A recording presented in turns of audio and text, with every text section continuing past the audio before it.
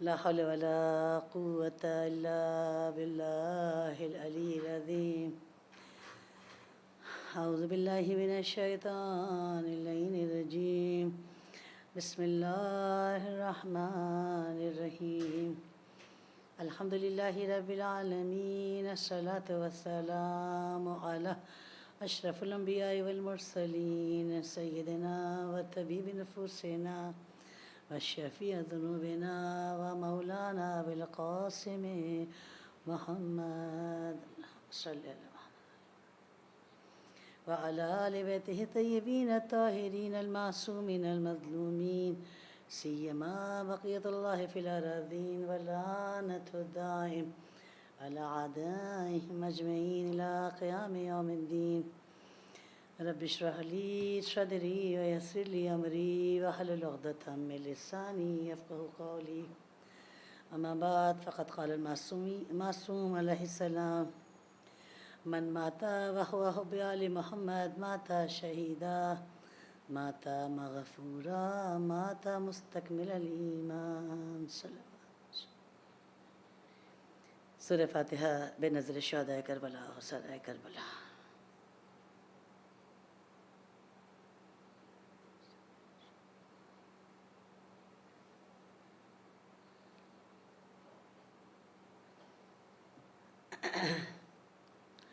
آغاز کلام پروردگار عالم کے نام سے جو تمام جہانوں کا خالق و مالک ہے، جو ہمیشہ سے ہے اور ہمیشہ رہنے والا ہے، اور خود کلام بلاغت نظام ارشاد فرما رہا ہے: کل شیء ہالک الا وجہہ. ہر شے ختم ہو جائے گی، ہلاک ہو جائے گی سوائے خدا کے چہرے کے، بس چہرہ الہی ہمیشہ رہنے والا ہے. وہ پروردگار جو ہماری ضروریات کو ہم سے زیادہ سمجھنے والا اور ہمارے سوال سے زیادہ ہمیں عطا کرنے والا ہے، ہدایت کے دروازوں کو ہمارے لیے کھولنے والا اور ہادیان برحق کو ہماری ہدایت کے لیے بھیجنے والا، تاکہ تا قیامت کو یہ نہ کہہ سکے کہ ہمیں وہ ہادی برحق نہیں ملا. پہلا انسان زمین پہ اتارا، ہادی اتارا. آخری انسان جو زمین سے اٹھایا جائے گا ہادی برحق ہوگا. بس عزیزان گرامی، اس پروردگار کے حمد و ثنا کہ جس نے محمد و آل محمد کے صدقے میں اس کائنات کو خلق کیا، اور تمام تر درود و سلام محمد و آل محمد کے لیے جو وجہ خلقت کائنات قرار دیے گئے. اللہم صلی علی محمد و آل محمد وعجل فرجہم. آپ سب کے ذہنوں میں محفوظ اور خود میرے اپنے ذہن میں بھی محفوظ جس حوالے سے گفتگو چل رہی ہے، اور آج اس سلسلے کی 8ویں مجلس ہے، عشق ولایت. اور کوشش یہی ہے کہ ہم اور آپ مل کر اس عشق ولایت کو اپنے اندر جذب کر سکیں، اور جب یہ عشق ولایت ہمارے اندر جذب ہو جائے گا تو ہماری مجالس کا انداز، ہمارے رہن سہن کا انداز یقیناً تبدیل ہو جائے گا. ہو نہیں سکتا کہ کوئی عاشق پروردگار ہو اور اس کے اندر کوئی مثبت تبدیلی نہ ہو. ہو نہیں سکتا کوئی عاشق محمد و آل محمد ہو اور وہ تقوی و پرہیزگاری کے لباس سے آراستہ و پیراستہ نہ ہو. یقیناً ہم اور آپ مل کے کوشش کریں گے کہ اس ماہ محرم کو اس طرح سے گزاریں کہ خود سید الشہداء ہم سے راضی ہو جائیں اور ہمارے زمانے کا امام ہم سے راضی ہو جائے. یعنی کہ عشق ولایت کے حوالے سے جو گزشتہ مجلس میں حدیث بیان کی اور اپنی مجلس کو اختتام پہ پہنچایا کہ رسول خدا نے فرمایا: ان الحسین مصباح الہدیٰ. حسین چراغ ہدایت ہے. ہدایت ہے اس زمانے کے لوگوں کے لیے بھی، بعد کے ادوار کے لیے بھی. میں نے کچھ مثالیں جو محدود وقت میں میرے پاس گنجائش تھی آپ کے سامنے عرض کیا کہ جو ہدایت پانا چاہتے ہیں سید الشہداء ہر زمانے میں ان کو ہدایت دیتے ہیں. فاصلہ زمانی حیثیت نہیں رکھتا ہے. بس میں اسی بات سے اپنی بات کو آگے بڑھاؤں کہ ہدایت کس طرح کی ہے. ہم دنیا میں کسی مقام پہ کھڑے ہوئے ہیں، کہیں گوشہ و کنار میں، اگر ایک مرتبہ سید الشہداء کی قبر کی طرف اشارہ کر کے، انگلی سے اشارہ کر کے ہم کہتے ہیں السلام علیکم یا ابا عبداللہ، جواب سلام آتا ہے. ہمیں یقین ہوتا ہے دل کی گہرائیوں سے کہ سید الشہداء ہمارے سلام کا جواب دے رہے ہیں. اور اکثراً جو ہمیں محسوس ہوتا ہے وہ اپنے اندر بہترین روحانی تبدیلیوں کی صورت میں، جو گزشتہ میں نے مجلس میں عرض کیا کہ اگر دل کی گہرائیوں کے ساتھ ان زیارات کو پڑھا جائے اور مثلاً زیارت عاشوراء پڑھی جائے تو یہ سوچ کر کہ میں کس کو سلام کر رہی ہوں. السلام علیکم یا ابا عبداللہ کہہ رہی ہوں، میں زیارت وارثہ پڑھ رہی ہوں. السلام علیکم یا وارثہ آدم صفت اللہ. میں آدم کے وارث کو سلام کر رہی ہوں. تو یہ اگر ذہن میں آ جاتا ہے ذہن گرامی اور اس گہرائی کے ساتھ ہم سلام کرتے ہیں تو یقین کیجیے ہمیں اپنے دل کی گہرائی میں وہ جواب سلام ملتا ہوا محسوس ہوتا ہے. کبھی اس طرح سے جواب آتا ہے, کبھی ہمیں امام اپنے حرم میں بلا کے ہمارے سلام کا جواب دیتے ہیں, یہ بتانے کے لیے کہ دیکھو ہم نے تمہارے سلام کا جواب دے دیا. خوش نصیب ہیں وہ لوگ جو زیارت حسین سے مستفید ہوتے ہیں. لیکن اس میں بھی بہت بڑا اہم نقطہ ذہن گرامی کہ زیارت خالی کافی نہیں ہے, بلکہ ہر زیارت کے بعد اپنے اندر مثبت تبدیلی لے کر آنا یہ بڑا انعام اور تحفہ ہے سید الشہداء کی طرف سے جو ہم اپنے لیے لے کر آتے ہیں. خلاصہ یہ کہ حسین چراغ ہدایت ہیں. اور آج جو تو تھوڑا سا میں اپنی مجلس کو آگے بڑھاؤں گی اور جو میں نے استفادہ کیا وہ سورہ ابراہیم کی آیت ذریعے سے کہ جس میں پروردگار عالم نے اہل بیت کو شجرہ طیبہ قرار دیا کہ کہا یہ شجرہ طیبہ ہیں, جو ان سے متمسک ہو جائے گا وہ فائدے میں رہے گا. میں اشارہ کرتے چلوں کہ فرمایا اعوذ باللہ من الشیطان الرجیم الم تر کیف فعل رب الم تر کیف ضرب اللہ مثلا کلمۃ طیبہ کا شجرۃ طیبہ. کیا تم نے دیکھا یا تم نے نہیں دیکھا کہ پروردگار عالم کس طرح سے, کیا تم نے نہیں دیکھا کہ پروردگار عالم کس طرح سے اپنے کلام میں شجرہ طیبہ کی مثال دے رہا ہے. اور شجرہ طیبہ کیسا ہے؟ جیسے اہل بیت کے لیے کہا گیا طیبہ کلمہ طیبہ ہیں اور ان کی مثال شجرہ طیبہ کسی ہے.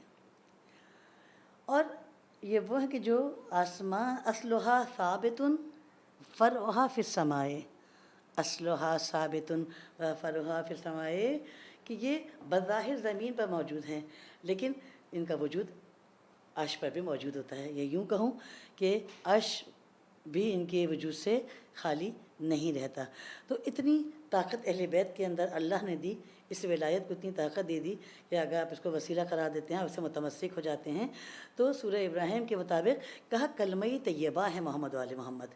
اور جب یہ کلمہ طیبہ ہیں تو یہ شجرہ یہ طیبہ ہو گئے. شجر درخت ہے, مثلا میں اپنی بات کو آسان کر دوں, درخت کی جڑیں ہوتی ہیں, اس کے تنے ہوتے ہیں, اس کے پتے ہوتے ہیں, یہ سب چیزیں مل کے ایک درخت بن جاتی ہیں. تو کہا کہ اہل بیت اطہار نبوت اور امامت شجرہ طیبہ ہیں, کلمہ طیبہ ہیں. جو ان سے متمسک ہو گئے یقیناً وہ پاک و پاکیزہ ہو جائے گا. بس ذرا کبھی میں اشارہ کرتی چلوں آیت اللہ امینی کی طرف. علامہ امینی سب جانتے ہیں, وہ شخصیت جو معروف اور کہا جائے کہ اہل بیت کے عاشق اور ایسے عاشق کے جنہوں نے اپنے آپ کو فخر تشیع بنا لیا ہے, الغدیر کتاب لکھ کر, کہ واقع غدیر پہ کی جو کتاب کئی جلدوں پر مشتمل ہے. اگر یہ علامہ یہ امینی کے لیے کہا جاتا ہے کہ یہ بڑی کیا کہہ سکتے ہیں کہ بڑی روحانی شخصیت اور بہت ہم اپنی سادہ زبان میں جو ہم لوگ لفظ استعمال کرتے ہیں بہت پہنچی ہوئی شخصیت. پہنچی ہوئی بے معنی کہ جو کہہ دیں وہ ہو جائے والی بات ہو جاتی ہے اور لوگوں کو یقین ہوتا ہے ان کے کہنے پر. تو بہرحال ان کا واقعہ ہے, میں اسی سے اپنی بات کو آگے بڑھاؤں کہ اگر یہ امینی ظاہر عراق میں موجود تھے تو کہا جاتا ہے کہ اس وقت جو عراقی حکومتی وہاں کا اس کا جو وزیر تھا اس کا ایک بیٹا تھا جو شدید بیمار ہو گیا. ہر طرح سے پیسہ بہایا گیا, اس کا علاج کروایا گیا, ہر کوشش کر لی گئی. ہر طبیب نے ایک جملہ کہا کہ بس اس کو اس کے حال پہ چھوڑ دو اور کسی بھی وقت اس کی موت واقع ہو سکتی ہے. اب جب یہ کہہ دیا گیا تو اس کے ذہن میں, جبکہ وہ خود سنی تھا لیکن اس کے ذہن میں یہ بات آئی کہ اگر یہ ابراہیمی معذرت اگر یہ امینی سے اگر میں کہوں گا تو یقیناً میرا کام بن جائے گا. یعنی جب سارے دروازے بند ہو گئے تو اس کو ایک انسان کا خیال آیا اور وہ جانتا تھا یہ انسان وہ ہے کہ جس سے کہنے کے بعد میرا مسئلہ حل ہو جائے گا. کہتا ہے کہ میں نے اپنے ایک آدمی کو امینی کے گھر پر بھیجا اور وہ جب شخص امینی کے گھر پہ گیا اور اس نے دروازے پہ دستک دی تو امینی نے سوال کیا کہ کون ہے؟ تو کہا کہ وزیر کی طرف سے میں آیا ہوں, خط لے کر آیا ہوں. تو امینی کو بڑی حیرت ہوئی کہ میں کہاں اور وہ وزیر کہاں, ظاہر ہے وہ سنی مسلک سے اور میں شیعہ, ایسا کیا اس کو ضرورت پیش آ گئی کہ وہ مجھے طلب کر رہا ہے یا میرے پاس اپنا پیامبر بھیجا ہے. بہرحال انہوں نے دروازہ کھولا اور جب دروازہ کھولا تو ایک رقعہ ایک خط اس کے ہاتھ میں تھا.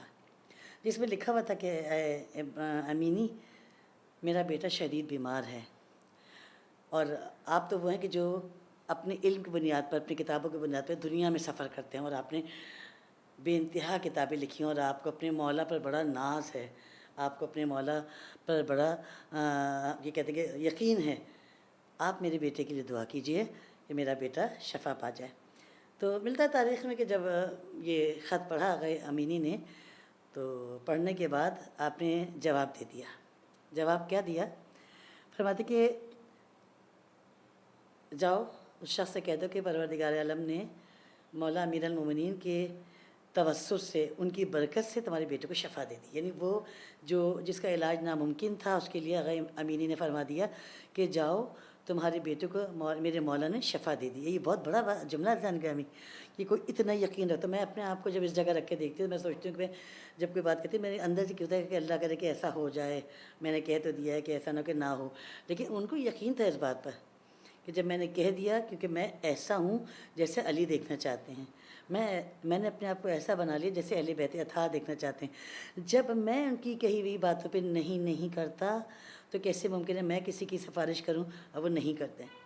تو کہہ دی کہ جاؤ، مولا نے شفا دے دی۔ ادھر وہ شخص روانہ ہوا، ادھر آگے یہ امینی حرم امیر المومنین میں آئے، اور ظاہر استغاثہ کیا۔ استغاثہ کرنے کے بعد کہا کہ مولا میں آپ کی بارگاہ میں آیا ہوں، اور زری کے پاس جا کے فرماتے کہ میری آبرو رکھ لیجیے گا، میری آبرو رکھ لیجیے گا۔ ادھر ہی گھر واپس پہنچے تو معلوم ہوا کہ اس بچے کو شفا مل گئی۔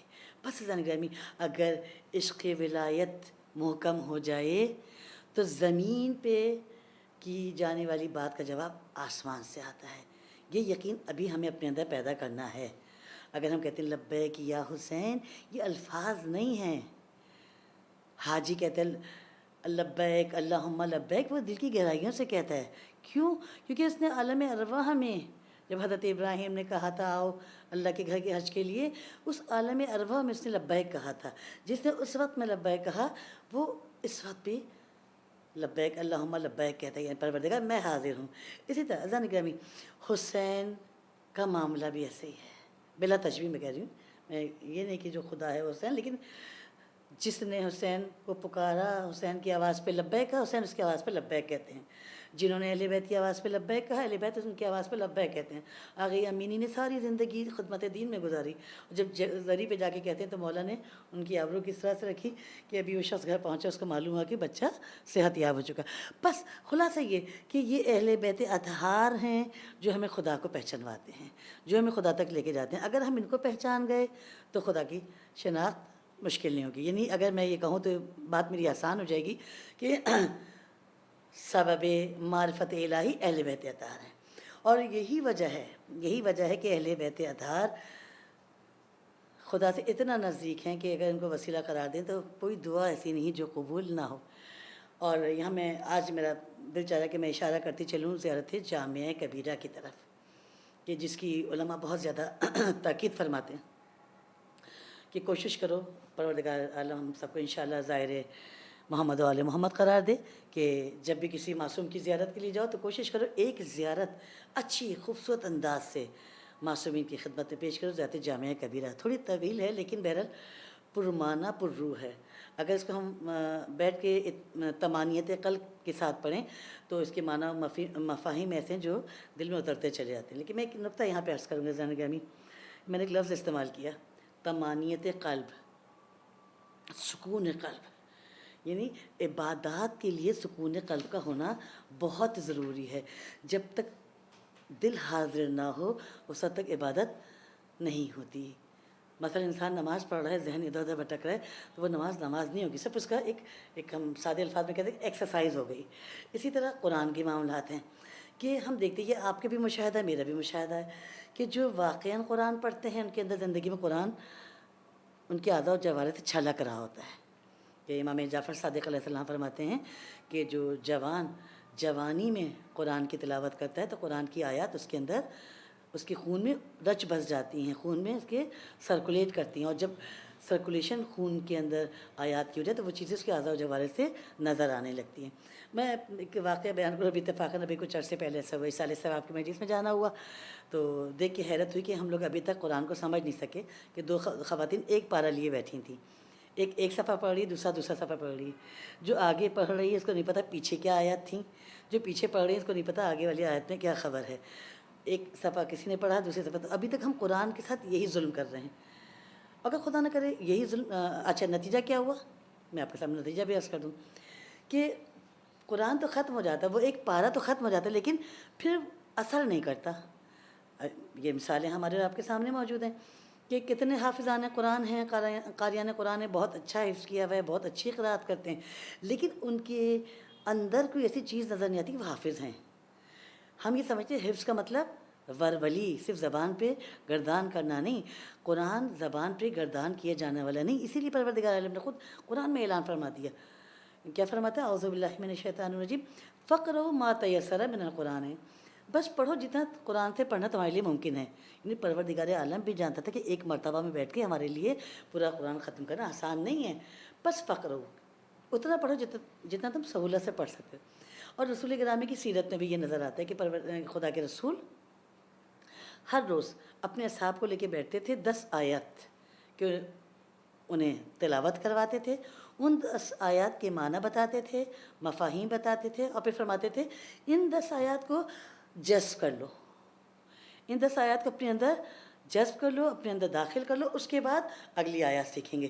یعنی یہ سیرت رسول میں ہے کہ اگر تم حفظ کرنا چاہ رہے ہو، پڑھنا چاہ رہے ہو تو کوشش یہ کرو کہ وہ تمہارے اندر جذب ہوتی چلی آؤ۔ قرآنی آیات یقیناً ایسی ہی ہیں، اب یہ نہیں کہ 1400 سال ہو گئے تو تعلیمات تبدیل ہو گئیں زمانے کے ساتھ ساتھ، نہیں، قرآن تو تا قیامت کے لیے آیا ہے، زندہ جاوید معجزہ ہے، اس میں رد و بدل ممکن ہی نہیں ہے۔ ہم کہتے ہیں کہ زمانے کے ساتھ تبدیل کر دیا جائے، ہمیں تبدیل ہونا پڑے گا، قرآن تبدیل نہیں ہوگا، تعلیمات قرآن تبدیل نہیں ہوگی، کیونکہ قرآن ایک دستور حیات ہے، ایک دستور حیات قیامت تک آنے والے انسانوں مسلمانوں کو دے دیا گیا، قرآن میں کوئی تبدیلی نہیں آ سکتی۔ اور ہم نے دیکھا، یہ ہمارے آپ کے سامنے کی باتیں ہیں کہ جنہوں نے قرآن کے مطابق قرآن کے مقابل کچھ لکھا، کچھ بولا، وہ کیا ہو گئے؟ راندہ درگاہ ہو گئے۔ مثال امام خمینی رحمۃ اللہ علیہ کی زندگی کی، جب قرآن کے مقابل یہ کتاب آیات شیطانی کے نام سے لکھی گئی، اور لکھنے والا جو شخص تھا وہ سلمان رشدی، متاسفانہ مسلمان تھا لیکن بہرحال غیر مسلموں کے ہاتھوں میں وہ کھلونا بنا ہوا تھا، اس نے کتاب لکھی، اور لکھنے کے بعد جس وقت وہ کتاب لکھی ہے تو امام خمینی نے ایک جملہ فرمایا تھا، امام نے فرمایا تھا کہ یہ واجب القتل ہے، اس کو جب بھی جہاں بھی دیکھو قتل کر دو۔ یعنی حتیٰ کہ میں نے دیکھا کتابوں میں اور تاریخی واقعات میں ملا کہ کچھ علماء گئے اور امام سے فرمایا کہ امام یہ فیصلہ واپس لے لیجئے، کیونکہ ہم تو ویسے ہی انقلاب کے بعد مشکل میں پڑے ہوئے ہیں، اور آپ کا یہ فیصلہ ہمیں مزید مشکل سے دوچار نہ کر دیتے۔ امام نے فرمایا تھا کہ کہا کہ پھر ایران مشکل میں آ جائے گا، کہا ایران مشکل میں آ جائے، اسلام کو مشکل میں نہیں آنا۔ بہت بڑی بات ہے یہ، ہم مشکل میں آ جائیں، ہمارا ملک مشکل میں آ جائے، لیکن اسلام پہ مشکل نہیں آنی چاہیے۔ تو آپ نے فرمایا کہ میں زندہ رہوں یا نہ رہوں، لیکن یہ فتویٰ ہمیشہ کے لیے۔ اور نتیجہ کیا ہوا؟ اس شخص نے اپنے آپ کو ظاہر ہے روپوش کر لیا اور ایک زندگی گزارتا رہا۔ ابھی پچھلے سال محرم سے پہلے اس نے سوسائڈ کر لیا، خودکشی کر لی۔ کیوں خودکشی کر لی؟ جو پیسے سے ڈیمانڈ کی ہوں گی یقیناً وہ پیسے مل گئے، اس کو پناہ بھی مل گئی۔ ہمیں پتہ ہے ہر کی پناہ کا وہیں پر ہے، جو سیاسی مجرم ہوتا ہے چلا جاتا ہے، جو مذہبی مجرم ہوتا ہے چلا جاتا ہے، جو لسانی مجرم ہے وہ جا کے پناہ لے لیتا ہے۔ یہ پناہ تو دے دیتے ہیں لیکن ساری زندگی کی گارنٹی نہیں دیتے۔ ایک شخص کو ایک کمرے کے اندر بند کر دیا جائے، اس کے ساتھ پیسوں کو ڈھیر رکھ دیا جائے، وہ پیسے اس کے کس کام کے؟ جو اس کی جان نہ بچا سکیں۔ تو وہ شخص تقریباً 32-33 سال سے اسی ڈپریشن میں تھا کہ میں کروں تو کیا کروں، میرے پیسے کسی کام آنے والے نہیں ہیں۔ پچھلے سال اس نے سوسائڈ کر لیا۔ اس کا مطلب کیا بات گرامی؟ کہ جو قرآن کے مقابل آ جائے، جو قرآن تعلیمات کی نفی کرنے لگے، اس کے لیے کسی نے اس کو قتل نہیں کیا، لیکن اس نے اپنے آپ کو خود ختم کر لیا۔ تو قرآن دستور حیات دے رہا ہے۔ قرآن میں نے شروع کی مجلس میں عرض کیا، قرآن ہمیں اٹھنے بیٹھنے کا سلیقہ سکھاتا ہے، قرآن ہمیں بات کرنے کا سلیقہ سکھاتا ہے، قرآن ہمیں لوگوں سے بیہیو کرنا سکھاتا ہے کہ رشتوں کو آپ کو کس طرح سے نبھانا ہے، آپ کو لوگوں سے کس طرح سے بات کرنی ہے کہ آپ کا اخلاق ایسا ہو کہ لوگ آپ کے قریب آئیں، آپ اس طرح سے لوگوں کے درمیان رہیں۔ مولا کائنات کا جملہ ہے نہج البلاغہ میں، بہت خوبصورت، کہ لوگوں کے درمیان اس طرح سے زندگی گزارو کہ جب تم زندہ رہو تم سے ملنے کی خواہش کریں، اور جب اس دنیا سے چلے جاؤ تو تمہیں یاد کر کے روئیں. اور اہل بیت ایسے ہی تھے، جب زندہ تھے تو لوگ ان سے ملنے کی خواہش کرتے تھے، تمنا کرتے تھے، ان کی زیارت کے لیے جاتے تھے. آج جب بظاہر جس میں ظاہری ان کا ہمارے سامنے نہیں، تو آج ہم تڑپتے ہیں ان کے لیے. اور ہم کتنا ہی کچھ ہو جائے، ہماری کوشش یہ ہوتی ہے کہ ہم کسی نہ کسی طرح سے ان کی زیارت کر لیں، ان کی قبر تک اپنے آپ کو پہنچا دیں. سید الشہداء کا معاملہ بھی ایسے ہی ہے. اگر ہم غور کرتے ہیں، ہر خاص موقع پر اللہ نے حسین کی زیارت رکھی ہے. ماہ محرم ہے، آپ زیارت پڑھ رہے ہیں. ماہ رمضان ہے، حسین کی زیارت ہے. شب قدر ہے، حسین کی زیارت. اور ہر جگہ الفاظ مختلف ہیں، اور ایک جملہ ضرور ہر جگہ موجود ہے: قد اقمت الصلاۃ وآتیت الزکوٰۃ. حسین میں گواہی دیتی ہوں، آپ نے کیا کیا؟ نماز قائم کی. ہم نماز پڑھتے ہیں ذہن گرامی، ہم نماز قائم نہیں کرتے، ہم نماز پڑھتے ہیں. کب پڑھتے ہیں؟ جب ہم اپنے کاموں سے فارغ ہو جاتے ہیں. لیکن حسین نے نماز کو قائم کیا، سارے کام چھوڑ کر میدان جنگ میں نماز کا وقت ہوا، حسین نماز پڑھ رہے ہیں. تو قد اقمت الصلاۃ وآتیت الزکوٰۃ، حسین نے ایک وقت میں 2 عبادتیں کی ہیں کربلا میں، نماز کا قیام بھی اور زکوٰۃ کی ادائیگی بھی. کیسے زکوٰۃ دی؟ جو اللہ نے نعمتیں حسین کو دی تھی، وہ امام نے خدا کی بارگاہ میں پیش کر دی. بس عزیزان گرامی، میں بات آگے بڑھاؤں کہ سید الشہداء وہ ہیں جو دین کی پہچان کروانے والے ہیں. اس لیے اللہ تعالیٰ نے ہر موقع پر، کہتے ہیں نا سورہ رحمان کی آیت ہے، اعوذ باللہ من الشیطان الرجیم، حل جزاء الاحسان الا الاحسان، کہ احسان کا بدلہ اس کے سوا کچھ نہیں کہ احسان کیا جائے. اب حسین نے دین کو بچا لیا. خدا نے کیا کیا؟ ہر خاص موقع پر، ہر خوشی کے موقع پر، ہر غم کے موقع پر حسین کی یاد کو تازہ رکھا. شب عید ہے، سارے کام ایک طرف، لیکن سارے کام چھوڑ کے ایک زیارت سید الشہداء کی پڑھ لو. عید کا دن ہے، بہت مصروفیات ہیں، لیکن ایک زیارت سید الشہداء کی پڑھ لو. محرم ہے، ہر روز سید الشہداء کے بھرپور اور بہترین سلام کرو. بس زنی گرامی، یہ حسین کی قربانیاں تھیں. میں آج میرا دل چاہ رہا ہے کہ میں تھوڑا سا تذکرہ کروں زیارت جامعہ کبیرہ، جو میں بیچ میں آگے قرآن کی بات پر آ گئی. زیارت جامعہ کبیرہ کے لیے روایت کہتے کہ یہ امام علی نقی علیہ السلام کی تعلیم کردہ زیارت ہے، اور ہر معصوم کے حرم میں پڑھے جانے کا اس کا بے انتہا ثواب ہے. اس کا آغاز کچھ اس طرح سے ہوتا ہے کہ ہم کہتے ہیں بسم اللہ الرحمن الرحیم، السلام علیکم یا اہل بیت النبوہ و موضع الرسالہ. اے اہل بیت نبوت، اے و معدن الرسالہ، اور معدن رسالت، و موضع بیت، معذرت کے ساتھ، السلام علیکم یا اہل بیت النبوہ و موضع الرسالہ و محبت الوحی و مختلف الملائکۃ. اے اہل بیت طہارت، آپ پر ہمارا سلام. اے وہ جو کہ رسالتین مستقلاً ان کے در پر، اہل بیت کے در پر فرشتوں کا نزول ہوتا رہتا ہے. یہ فرشتے اہل بیت وہ جن کے در پر ملائکہ آ کر سلام کرتے ہیں. اور یہ وہ زن گرامی، مجھے موقع ملا، میرے پاس 2 دن بچے، میں کوشش کروں تھوڑا بہت اور اس کا وضاحت کرتی چلوں زیارت جامعہ کبیرہ کے حوالے سے، کہ یہ وہ زیارت ہے کہ جس کا تعارف امام نے خود مروان کے سامنے کروایا. جب اس نے بیعت کا سوال امام سے رکھا تو امام فرماتے کہ تمہیں معلوم ہے میں کون ہوں؟ امام فرماتے انا اہل بیت النبوہ، ہم اہل بیت نبوت ہیں. و معدن الرسالہ یا موضع الرسالہ، معدن رحمت، معدن محبت الوحی. ہم کون ہیں؟ تمہیں معلوم ہے تم کس سے بیعت کا سوال کر رہے ہو؟ کہ میں اہل بیت نبوت ہوں، میں اس گھر کا فرد ہوں کہ جہاں پر فرشتے آ کے سلام کرتے ہیں. تم مجھ سے بیعت نہیں لے سکتے. بس عزیزان گرامی، حسین نے اپنے آپ کو لوگوں کے سامنے بہت واضح کر کے بتا دیا کہ میں بیعت نہیں دے سکتا، اس لیے کہ میں، یہ شروع کی مجلس میں نے جملہ عرض کیا تھا کہ میں مجھ حسین جیسا، اس یزید جیسے کی بیعت نہیں کر سکتا، اس لیے کہ میں حسین تنہا نہیں ہوں، میں حسین تنہا نہیں ہوں. میرے ہاتھ پر 1,24,000 انبیاء کا ہاتھ ہے. اگر میں نے اپنا ہاتھ یزید کے ہاتھ میں دے دیا، اگر میں نے یزید کے ہاتھ میں بیعت کر دی، تو نتیجہ کیا ہوگا؟ 1,24,000 انبیاء کی زحمتوں کو ختم کر دیا گیا. بس گرامی، یہ وہ زیارت کہ جس کے ذریعے امام نے اپنا تعارف کروایا. بس تھوڑا سا بات آگے بڑھاؤں، اور یہ وہ اہل بیت نبوت ہیں، وہ معدن رسالت ہیں کہ جو ان کے گھر میں آ جاتا ہے وہ ایسا تربیت یافتہ ہو جاتا ہے کہ پھر کہتے کہ اس کے سامنے کوئی بھی چیز حیثیت تو وقت نہیں رکھتی، کیونکہ آج 8 محرم ہے تو میرا دل چاہا کہ میں تھوڑا مختصر سے، وقت اتنا نہیں ہے میرے پاس، مختصر ترین فضائل مولا عباس کے بیان کروں کہ جس نے اس گھر میں آنکھ کھولی، اور جب آنکھ کھولی ہے تو ماں کیسی عشق ولایت سے سرچار کہ ساری زندگی خدمت اہل بیت میں رہیں، بچوں کی خدمت. یہاں تک کہ روایت ہی کہتی ہے جب بیوی شادی ہو کر اس گھر میں آئی تو دونوں بچوں کو بخار تھا، تو آنے کے بعد چوکھٹ پہ بیٹھ گئی ہیں، اور بیٹھنے کے بعد تھا کہ میں تمہاری ماں بن کر نہیں آئی ہوں، میں تمہاری ادنا سی کنیز بن کر آئی ہوں. اور یہاں تک کہ روایات یہ کہتی ہیں کہ مولا آپ کو فاطمہ کہہ کے مخاطب کرتے تھے. تو آپ پوری زندگی میں ایک خواہش مولا سے ظاہر کی، وہ کیا کہ جب مولا نے آپ کو فاطمہ کہہ کے پکارا تو آپ نے کہا تھا مولا مجھے آپ سے ایک خواہش کا اظہار کرنا ہے. کہا ہاں فاطمہ کہو، کیا کہنا ہے؟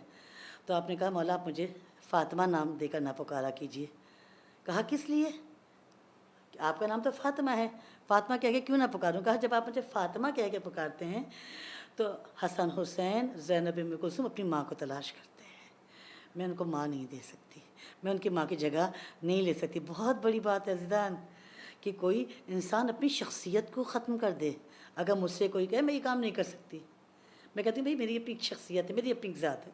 آپ سے کوئی کہا، آپ کہیں سب باتیں اچھی ہیں لیکن میں اپنے آپ کو کیسے کسی خاطر ختم کر دوں؟ لیکن جناب ام البنین نے بتایا کہ اگر تم کسی کی خاطر اپنے آپ کو ختم کرتے ہو تو تم ختم نہیں ہوتے ہو، تم زندہ ہو جاتے ہو. اور یہ آپ سب جانتے ہیں، سوال ہی نہیں ہوتا پیدا ہوتا کہ سید الشہداء کا ذکر آئے مولا عباس کا ذکر نہ آئے. سوال ہی پیدا نہیں ہوتا بی بی فاطمہ الزہرا کا ذکر آئے بی بی ام البنین کا ذکر نہ آئے، ممکن ہی نہیں ہے. اور آپ انشاءاللہ جب آپ بقی کی زیارت انشاءاللہ پروردگار نصیب کرے جائیں تو دیکھیں گے جب آپ قبرستان بقی میں آپ داخل ہوتے ہیں، خواتین کے لیے تو خیر جانے کے امکانات نہیں، لیکن جو باؤنڈری وال بنی ہے آپ جب انٹر ہوں گے تو لیفٹ سائڈ پہ آپ دیکھیں گے سب سے پہلے قبر بی بی ام البنین کی ہے. یعنی اس بقی میں استقبال کرنے کے لیے بی بی ام البنین موجود ہیں. بی بی فاطمہ الزہرا کی قبر آگے جا کے ہے. کیا بتایا کہ بی بی نے فاطمہ الزہرا کی خاطر اپنے نام کو مٹایا، لیکن اللہ نے اس بی بی کے نام کو ہمیشہ کے لیے زندہ کر دیا. بس ہمیں اس بی بی کی تربیت کا نمونہ ہمیں مولا عباس کی شکل میں نظر آتا ہے کہ 4 بیٹے مولا علی کو خدا نے بی بی ام البنین سے دیے، اس لیے آپ کا لقب ام البنین قرار پایا. اور بعض روایتیں ملتا ہے کہ جب جناب عباس کی ولادت ہوئی ہے، اور عباس جیسا باوفا دنیا میں کوئی ہو نہیں سکتا. یہ تربیت ہے زنگامی، عشق ولایت کی تربیت ہے، ان ہاتھوں کی تربیت ہے کہ جو ولایت کو سمجھے ہوئے تھے. ولادت ہوئی ہے تو مولا نے ایک مرتبہ بازوؤں کو چوما ہے اور روئے ہیں. جناب ام البنین نے سوال کیا، اے آقا اے سید و سردار، ایسا کیا دیکھ لیا آپ نے میرے بچے میں کہ جو آپ رو رہے ہیں، آپ گریہ کر رہے ہیں؟ اور یہ آپ سب جانتے کہ مولا عباس وہ ہیں جن کو مولا علی نے اپنی نماز شب کی دعاؤں میں مانگا تھا. سوچنے والی بات ہے، علی اور پھر علی کی عبادت، پھر عبادت میں بھی نماز شب، وہ جو عاشق و معشوق کی عبادت ہوتی ہے اس میں علی کربلا کے لیے عباس کو مانگ رہے ہیں. مولا کیوں گریہ کر رہے ہیں؟ کہا میں اس کے بازو دیکھ کے گریہ کر رہا ہوں کہ روز عاشورہ اس کے بازو میرے حسین کی محبت میں قطع کر دیے جائیں گے. یعنی عباس دنیا میں آئے ہیں، میرے مولا نے گریہ کیا اور بڑی محبت سے عباس کو پروان چڑھایا. ہر جنگ میں جب عباس آگے بڑھتے تھے، جنگ صفین میں کہا بابا اجازت دیجیے، کہا ابھی نہیں بیٹا، ہم نے تمہیں کربلا کے لیے مانگا. جس مقام پر عباس آگے بڑھے یہ کہہ کے بٹھا دیا گیا کہ نہیں، ہم نے تمہیں کربلا کے لیے مانگا گیا. اب سوچنے والی بات ہے، جس بچے کو بچپن سے یہ کہا جائے کہ نہیں تمہیں کسی خاص مقصد کے لیے مانگا گیا ہے، اس بچے کو اس وقت کا کتنا شدت سے انتظار ہوگا کہ وہ وقت آئے اور میں اپنے تلوار کے جوہر دکھاؤں. وہ عباس جو جناب علی اکبر کو جنگ کرنا سکھا رہے ہیں، وہ عباس جو اپنے بھائیوں کو جنگ کرنا سکھا رہے ہیں، وہ عباس کتنی شدت سے انتظار کرو کہ مجھے موقع ملے. تو روایت یہ کہتی ہے روز عاشورہ سب قربانیوں پہ قربانیاں دی جاتی، تو سب سے پہلے مولا عباس نے اپنے بھائیوں کو بھیجا ہے. اور شب عاشور کا میں منظر بس خلاصتاً عرض کرتے چلوں، عجیب وقت. شب عاشور حسین تمام خیام کا طواف کر رہے تھے کہ ایسے میں امام نے دیکھا کہ جناب अब्बास अपने भाइयों के साथ मौजूद हैं और सबको बता रहे हैं, जनाब अली अकबर मौजूद हैं, देखो कल क्या करना है, किस किस तरह से दिफा करना है, किस तरह से खैमों को बचाना है, किस तरह से मुक़द्दरात इस्मत तहारत की हिफाजत करनी है। खंदक़ें खोदी जाएंगी, खैमों के आगे भी खंदक़ें खोदेंगे, खैमों के पीछे भी खंदक खोदेंगे, ताकि कोई दुश्मन हमारी बीवियों तक पहुँच ना सके। मेरा मौला देख रहा है और आँखों से अश्क जारी हैं कि अब्बास को मालूम नहीं कल क्या होने वाला है। और जब रात आगे बढ़ गई तो देखा कि अब्बास तन्हा हैं और तलवार को सीकल कर रहे हैं, तलवार को धार लगा रहे हैं। मेरा मौला करीब खड़ा हो गया, लेकिन अब्बास को महसूस नहीं हुआ कि इमाम खड़े में। जब कुछ देर खड़े हो गए तो मेरा मौला, ये मौला का तरीक़ा था कि बहन से हमेशा मदद मांगते थे। देखा कि अब्बास इतने महव हैं कि अब्बास से कुछ नहीं कहा जा सकता। जनाब ज़ैनब के ख़ैमे में आए हैं, कहा ज़ैनब जाके अब्बास को संभाल। कहा क्या हुआ माँ जाए? कहा अब्बास को बताओ जंग नहीं करनी है, जंग नहीं करनी है। जिसने सारी ज़िंदगी करबला का इंतज़ार किया है, अब वो शब आ गई कि अपनी ताकत का मुजाहरा करना है, तो अब्बास के हाथों को रोका जा रहा है। जनाब ज़ैनब आई हैं, ख़ैमे से बाहर आई और आने के बाद अब जनाब अब्बास को अपने ख़ैमे में लेकर आ गया। कहा अब्बास, और कहा एक मरतबा आवाज़ दी नहीं सुना, दूसरी मरतबा आवाज़ दी नहीं, आवाज़ नहीं गई कानों में, इतना मसरूफ़ है। तीसरी मरतबा आवाज़ दी, अरे अब्बास मैं तुम्हारी शहज़ादी ज़ैनब बात कर रही हूँ, तो तलवार छोड़ के खड़े हो गए। शहज़ादी आप क्यों आ गई? आकाज़ादी आपने क्यों आने की ज़हमत की? आपने मुझे बुला लिया होता। बीबी ख़ैमे में लेकर आई और कहा कि अब्बास मुझे आज तुमसे कोई बात करनी है। ये वो बात है जो मैंने अपने माजाए से भी नहीं की है। रिवायत ही कहती बीबी उसी अंदाज से बैठ गई जैसे मेरा मौला अली बैठा था। कहते बाबा ज़मीन पे बैठे ख़त खींच रहे थे, ज़ैनब ज़मीन पे बैठ गई, अब्बास सामने बैठ गए। कहा अब्बास तुम्हें मालूम है मैं बाबा के घर में कूफे में थी, बाबा सफ़र से आए, मुझसे वाक़यात करबला बयान करने शुरू किए। मैं खामोशी से सुनती रही, लेकिन जब मेरे बाबा ने मुझसे कहा कि ज़ैनब तेरे सर से रिदा छीनेगी, तो मैंने बहुत हैरान होकर कहा था बाबा कैसे मुमकिन है जिसकी 18 भाई, जिसका अब्बास जैसा भाई हो, उसके सर से रिदा कौन छीन सकता है? लेकिन अब्बास अब वो वक्त आ गया, अब्बास जंग नहीं करनी है, अब्बास तलवार ने आम में रख लो। सोचने वाली बात है ज़दरान हुसैन, किस तरह से अब्बास ने अपने जज्बात को काबू में किया होगा। बीबी के सामने नहीं किया, कभी ना मौला के सामने नहीं किया। अब्बास खामोशी से ख़ैमे से बाहर निकल गए। शब आशूर गुजर गई, रोज़े आशूरा, जंग का सिलसिला है। हुसैन के साथ साथ अब्बास सबकी लाशों को ला रहे हैं। एक वक्त वो आया जब ये कमरे बनी हाशिम सर झुका के मेरे मौला के सामने खड़ा हो गया। मौला पूछते अब्बास क्या बात है? आंखों से अश्क जारी, आका हमें भी इतने कारजार दे दीजिए। हुसैन चाहते हैं किसी तरह से अब्बास को रोक लें। कैसे रोकें? एक जुमला कहा, अब्बास तुम तो हमारे लश्कर के लंबरदार, तुम तो हमारे लश्कर के लमदार हो। ये जुमला सुना अब्बास ने दाएं देखा, बाएं देखा और फरमाते आका वो लश्करी का जिसका मैं अलमदार था, अपने आगोश के पाले हुए बच्चों की लाशें उठा चुका हूँ। अभी गुफ्तगू हो रही थी कि सकीना खुश्क मशकीज़ा लेकर आ गई। चचा प्यास हलाक किए देती है।